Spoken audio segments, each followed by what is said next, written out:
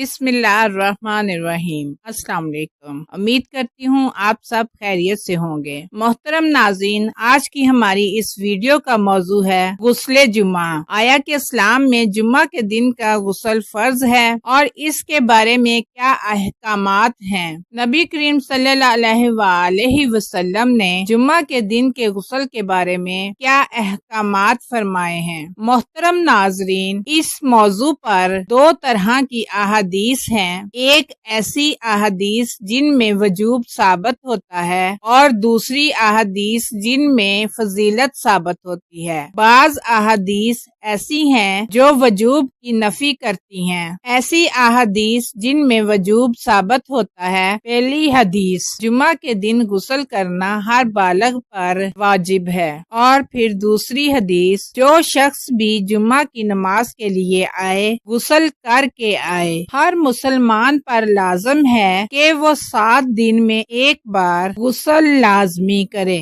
ناظرین اکرام، ان احادیث میں تنبیہاً غسل کرنے کے لیے کہا گیا ہے، جس سے ثابت ہوتا ہے کہ غسل کرنا کتنا لازمی ہے۔ وہ احادیث جن میں افضلیت ثابت ہوتی ہے، یہ احادیث معروف احادیث سنن اور مسانید لی گئی ہیں۔ جو شخص جمعہ کے دن وضو کرے تو یہ کافی ہے، اور جو غسل کرے وہ افضل ہے۔ بعض علماء اکرام افضل سے استدلال کرتے ہیں کہ غسل واجب ہے، جبکہ یہ حدیث اس پر دلالت نہیں کرتی، کیونکہ اس میں جمعہ کے دن غسل کا صادق آنا آتا ہے۔ مستحب بھی، سنت مؤکدہ بھی اور واجب پر بھی افضلیت اور پختہ زیادہ ثابت ہوگی۔ جب ہم غسل جمعہ کے وجوب کا کہیں گے، جس طرح کے اس غسل کی سنیت کا فتویٰ دیا جائے تو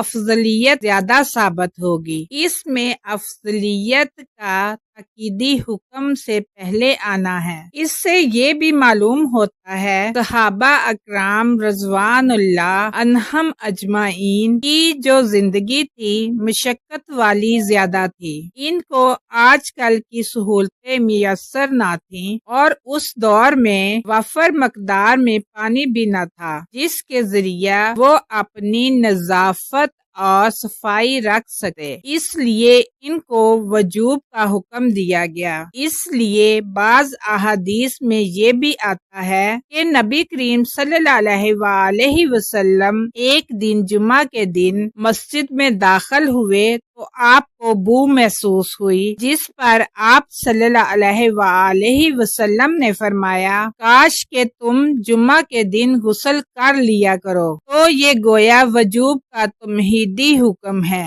پھر اس کے بعد دوسری احادیث آئیں جن میں آپ صلی اللہ علیہ وآلہ وسلم نے غسل کا حکم دیا۔ حضرت عمر بن خطاب رضی اللہ تعالی عنہ کو بھی یہی بات سمجھ میں آئی جب وہ جمعہ کے دن خطبہ ارشاد فرما رہے تھے۔ اس دوران مسجد میں حضرت عثمان بن عفان رضی اللہ تعالی عنہ داخل ہوئے تو حضرت عمر رضی اللہ تعالی عنہ نے اپنا خطاب کاٹ کر حضرت عثمان رضی اللہ تعالی عنہ سے لیٹ آنے کا سبب پوچھا۔ انہوں نے کہا کہ میں نے اذان سنی اور وضو کر کے فوراً مسجد آ گیا، جس پر حضرت عمر رضی اللہ تعالی عنہ نے کہا، صرف وضو، جبکہ میں نے تو رسول اللہ صلی اللہ علیہ وآلہ وسلم سے سنا ہے، جو شخص جمعہ کے لیے آئے وہ غسل کر کے آئے۔ حضرت عمر رضی اللہ تعالی عنہ کا تمام لوگوں کے سامنے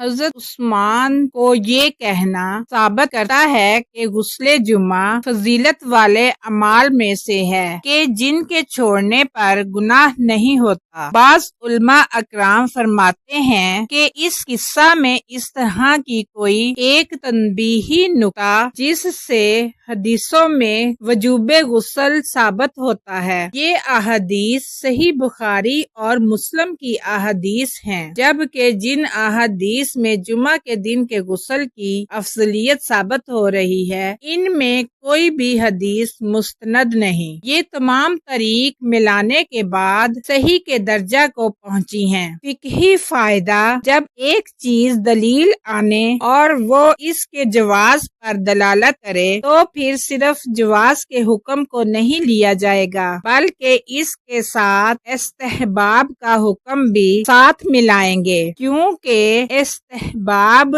جواز کے منافی نہیں۔ بسا اوقات ہمیں تاریخ سے یہ معلوم نہ ہو کہ ہم ایک نص کو مقدم کریں اور دوسری کو مؤخر کریں۔ قاعدہ: ایک ممنوع چیز اور ایک مباح آپس میں ایک دوسرے کے معارض ہوں تو ممنوع کو مباح پر مقدم کریں گے۔ جس طرح ایک ضعیف سند والی حدیث ہے، نبی کریم صلی اللہ علیہ وآلہ وسلم نے فرمایا، بے شک اللہ نے کچھ فرائض مقرر کیے ہیں، تم ان کو ضائع مت کرو، اور کچھ حدیں مقرر کی ہیں اور کچھ سے خاموش رہا ہے تم پر رحمت کرتے ہوئے، تو تم ان کے بارے میں مت پوچھو۔ شروع اسلام میں جن احکام کے بارے میں خاموشی اختیار کی گئی تو ان کے بارے میں آج بھی اسلام خاموش ہے، یعنی حلال اور حرام کے لحاظ سے، یعنی جب شراب اور دوسری چیزوں کے حرام ہونے والی نصوص آئیں تو علماء اکرام نے بھی ان کی تائید کی۔ اگر ہم اس قاعدے کو جمعہ کے دن کے غسل پر لگائیں تو ہمیں یہ چیزیں معلوم ہوتی ہیں کہ شروع اسلام میں بعض احادیث میں جمعہ کے غسل کے بارے میں بیانات آئے ہیں۔ ان سے ثابت ہوتا ہے صفائی اور طہارت والی باتیں ابھارنے والی ہیں۔ تو اس کے بعد کچھ مزید احادیث آئیں جن میں جمعہ کے غسل کو حق اور واجب کہا گیا۔ حضرت حافظ ابن حجر کا ایک رسالہ ہے جس میں وہ لکھتے ہیں، حدیث مقبول کی دو قسمیں ہیں، حسن اور صحیح۔ جب دونوں طرح کی حدیثیں ایک دوسرے کے مخالف آئیں تو ہم ان چند چیزوں کا پیچھا کریں گے، مثلا ایک صحیح اور ایک حسن حدیث ایک دوسرے کے مخالف ہوں، تحقیق ممکن نہ ہو، ناسخ اور منسوخ کا پتہ نہ چلے، تو اس طرح حدیث صحیح کو حسن پر ترجیح دیں گے، یعنی معروف حدیث کو غیر معروف حدیث پر ترجیح دیں گے۔ جمعہ کے دن نماز کے لیے جانے سے پہلے غسل کرنا سنت ہے، اس لیے اس میں اصل مقصود جسم سے پسینہ وغیرہ اور بدبو کا ختم کرنا ہے، تاکہ مسجد میں پسینے کی بدبو سے مسلمانوں اور فرشتوں کو تکلیف نہ ہو، لہذا جس قدر مقصود ہو اور جتنا زیادہ افضل ہو وہ طریقہ بہتر ہوگا، لہذا جمعہ کے دن نماز سے پہلے غسل کر لیا جائے تو بہتر ہے۔